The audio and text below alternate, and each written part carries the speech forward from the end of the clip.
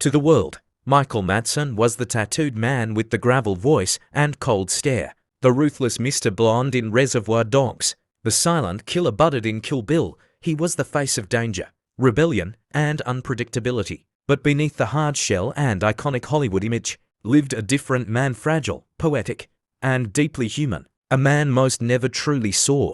Just days before his death, Michael Madsen sat down for what would be his final interview. His voice was quiet, almost broken. He didn't talk about fame or fortune. Instead, he spoke of regret, grief, and the weight of time. "I made a lot of mistakes, man. I think about it every night." His words carried pain, the kind that doesn't scream but lingers. What many never knew was that Madsen had always considered himself a poet first, an actor second. Between shoots and red carpets, he wrote poems, hundreds of them, about loneliness, about shame, about love that never came back. His upcoming poetry book, Tears for My Father, Outlaw Thoughts and Poems, was unfinished when he died. He spoke of his son, Hudson, who took his own life in 2022, a loss that shattered him beyond repair. Since then, he had become a shadow of the man fans once cheered for, retreating into reflection and sorrow. He called his life very, very complicated,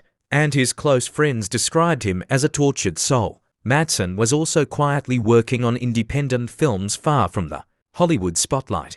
Arena Wars and Max Doggone, they were not filled with bloodshed or chaos. They were human stories, raw, vulnerable, honest. He was even preparing to direct his own film and collaborate with female directors on projects centered around children left behind by the world. In a playful moment, he once said, "I would have made a great Batman, not as a caped hero but as a broken one who knew darkness intimately." When he was found unresponsive in his Malibu home, his death came as a surprise. Days earlier, doctors had declared him healthy, but perhaps it was the kind of health they couldn't see, the one that lives in the soul. His sister, actress Virginia Madsen, said it best: he was thunder and velvet, a poet disguised as an outlaw. And maybe that's who he truly was.